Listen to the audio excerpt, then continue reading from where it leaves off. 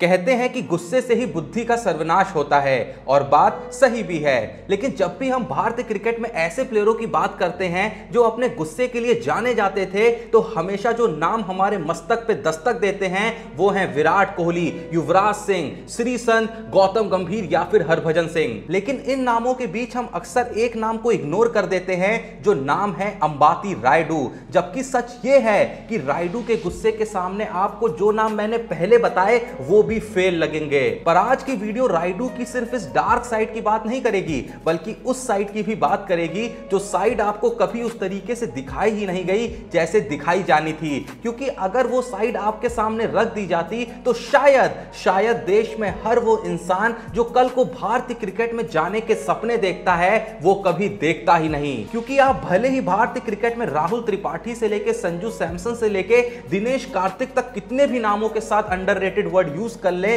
लेकिन जब भी आप अंबाती रायडू की बैक स्टोरी को जानेंगे तो आप भी कहेंगे कि असल अंडररेटेड होना और असल टैलेंट को वेस्ट करना इसे कहते हैं। बाकी वीडियो को एंड तक देखिएगा, एंड में आपके लिए एक छोटा सा सरप्राइज भी है। तो मैं यहां पे रायडू की लाइन बाय लाइन अचीवमेंट्स नहीं गिनाने वाला हूं, पर फिर भी जो मैं बोलने वाला हूं उससे आप उसकी क्षमता और काबिलियत से वाकिफ हो जाएंगे। बस आप ये ध्यान में रखिएगा कि ये सारी बातें तब के कॉन्टेक्स्ट में है जब रायडू पूरे तरीके से क्रिकेट में एक्टिव थे। सबसे पहली चीज, अगर कोई भी रायडू की कंसिस्टेंसी क्या थी उससे वाकिफ होना चाहता है तो बस गूगल पे जाइए, अंबाती रायडू सर्च करिए और उसके विकिपीडिया पेज को खोल लीजिए। उसमें आपको एक सेक्शन मिलेगा अर्ली प्रॉमिस, जिसमें यह बताया गया है कि डोमेस्टिक क्रिकेट में घुसते ही रायडू ने ऐसा क्या क्या करा था जिससे वो लोगों की नजरों में आ गए थे, जिसे आप अगर बहुत ध्यान से नहीं भी पढ़ेंगे और सिर्फ ऊपर से भी पढ़ेंगे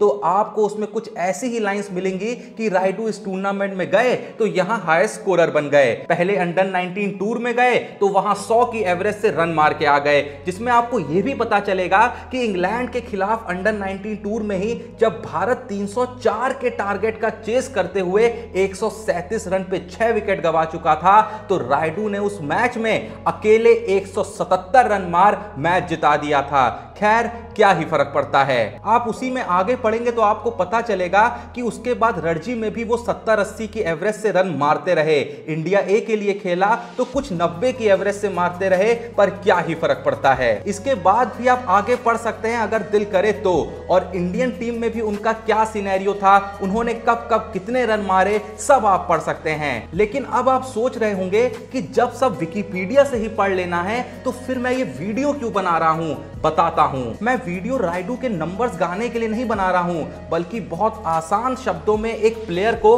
अपने करियर में क्या क्या देखना पड़ सकता है वो बताने के लिए बना रहा हूं। भगवान करे कि कभी ऐसा ना हो, पर अगर आपको कभी भी किसी प्लेयर को क्रिकेटर बनने से रोकना हो ना, तो आप सिर्फ उसे इतना बता दीजिएगा कि एक प्लेयर था अंबाती रायडू नाम का, जिसने अपने करियर की 50 इनिंग 47 के भी ऊपर एवरेज से खेली, लेकिन स्टिल उसे कभी उसके बाद मौका तक नहीं मिला। हाँ, जब बात एवरेज की आती है तो लोग अक्सर ये देखने लगते हैं कि भैया इस प्लेयर ने आखिर मैच कितने खेले हैं, तो चलो इत्तेफाक एक मैच में, 2 मैच में, 5 मैच में या 10 मैच में हो सकता है, पर 50 मैच में कैसे हो सकता है। वैसे कोशिश तो यही रखिएगा कि ये बात किसी एस्पायरिंग क्रिकेटर को ना ही पता चले तो अच्छा है, बेचारे का दिल टूट जाएगा और मन भी हार जाएगा। रायडू का लगातार अपनी कंसिस्टेंसी देने के बावजूद इग्नोर हो जाना उनके शॉर्ट टेम्पर होने का कारण बन गया।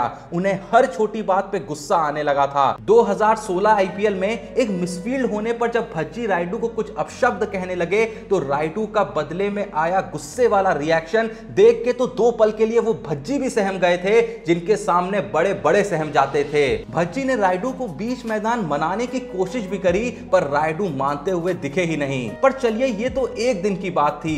रायडू का सबसे काला वक्त था साल 2019, जिसने रायडू के साथ उस कहानी को जोड़ दिया जिसे फिर से आप किसी को बताना ही नहीं चाहेंगे, क्योंकि विश्वासघात किसे कहते हैं ये उस दिन रायडू की दास्तान खुद बयां कर रही थी। लेकिन कहानी का वो काला मोड़ लेने से पहले मैं बता दूं कि आज है मुंबई और दिल्ली का ग्रुप स्टेज का लास्ट मैच, जहां दिल्ली अपनी जगह प्लेऑफ में कंफर्म करने के लिए खेलेगी। तो हमने तो अपनी गेम्सी टीम बनाते हुए कैप्टन की चॉइस के लिए रोहित शर्मा और मार्श को, तो वहीं वाइस कैप्टन के लिए वार्नर और ईशान किशन को शामिल कर लिया है। बाकी आप भी जाके जल्दी से टीम बनाएं। उससे भी कमाल की बात बताऊं तो गेम्जी पे ही जाके सिर्फ 5 प्लेयर को चूज कर चलते हुए मैच में लाइव फैंटेसी खेलें, जो फीचर आपको किसी भी और प्लेटफॉर्म पे नहीं मिलेगा और ये फीचर आपके जीतने की चांसेस को कई गुना और बढ़ा देगा। क्योंकि जैसे ही आपके वो 5 प्लेयर ने ठीक ठाक भी परफॉर्म करा तो मात्र 5 मिनट के अंदर विनिंग अमाउंट होगा आपके बैंक अकाउंट में। सिर्फ मेरी बात पे विश्वास ना करें, खुद जाके डिस्क्रिप्शन में दिए लिंक से गेम्जी का ऐप डाउनलोड करें और अमेजिंग एंड नए ऑफर्स और गिवअवेज के लिए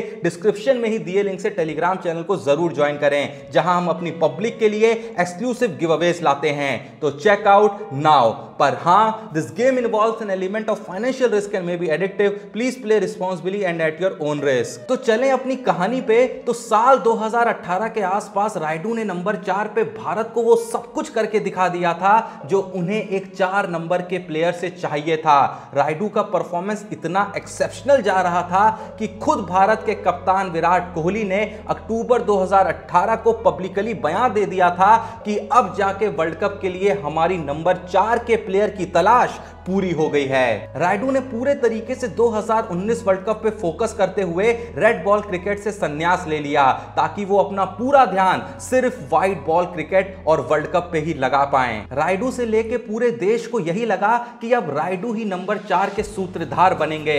पर जब 2019 वर्ल्ड कप के लिए भारतीय टीम का अनाउंसमेंट हुआ तो सेलेक्टर ने नंबर 4 पे रायडू की जगह विजय शंकर का नाम सेलेक्ट करा और रायडू को एज अ रिजर्व रखा गया इन केस कोई इंजरी होती है। तो सेलेक्टर एमएसके प्रसाद से बिना किसी परफॉर्मेंस के विजय शंकर को शामिल करने का रीजन पूछा गया तो उन्होंने कहा कि विजय शंकर हमें गेम में 3 डायमेंशनल परफॉर्मेंस दे सकते हैं। रायडू को यह बिल्कुल पसंद नहीं आया और उन्होंने एमएसके प्रसाद के इस 3 डायमेंशन वाले कमेंट पे चुटकी लेते हुए सोशल मीडिया पे यह तक पोस्ट कर दिया था कि मैंने जस्ट अभी 3D ग्लासेस ऑर्डर करे हैं वर्ल्ड कप देखने के लिए। पर यहीं पे कहानी खत्म नहीं हुई। जब वर्ल्ड कप टीम में शिखर धवन इंजर्ड हुए, विजय शंकर इंजर्ड हुए, तब भी रिजर्व में शामिल प्लेयर रायडू को वर्ल्ड कप के लिए ना बुलाते हुए पहले ऋषभ पंत और फिर मयंक अग्रवाल को रिप्लेसमेंट के लिए बुला लिया गया। और जैसी रायडू को पता चला कि मयंक अग्रवाल को तक उनसे पहले बुला लिया गया है जो रिजर्व का हिस्सा तक नहीं थे, और जिस दिन मयंक अग्रवाल ने टीम को ज्वाइन करा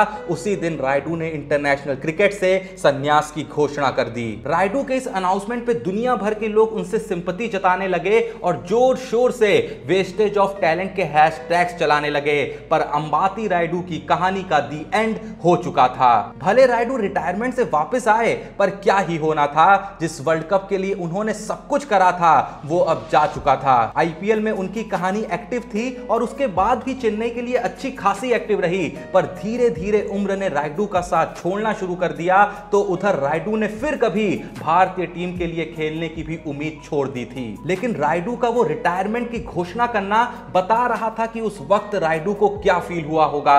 रिसेंटली 2022 आईपीएल में भी सीएसके के प्लेऑफ से बाहर होने पे रायडू ने एक पोस्ट डाल आईपीएल से भी अपने संन्यास की घोषणा कर दी थी और फिर चंद घंटों बाद ही वो पोस्ट डिलीट कर दी थी, जिससे यह जरूर पता चलता है कि रायडू थोड़ा भावनाओं में बह जाते हैं। लेकिन यह भी पता चलता है कि जब जब उन्हें लगा कि उनका टाइम अब नहीं है, उनके मन में यही आया कि छोड़ो, खत्म करते हैं। अब बारी उस सरप्राइज की जिसकी बात मैंने शुरू में करी थी।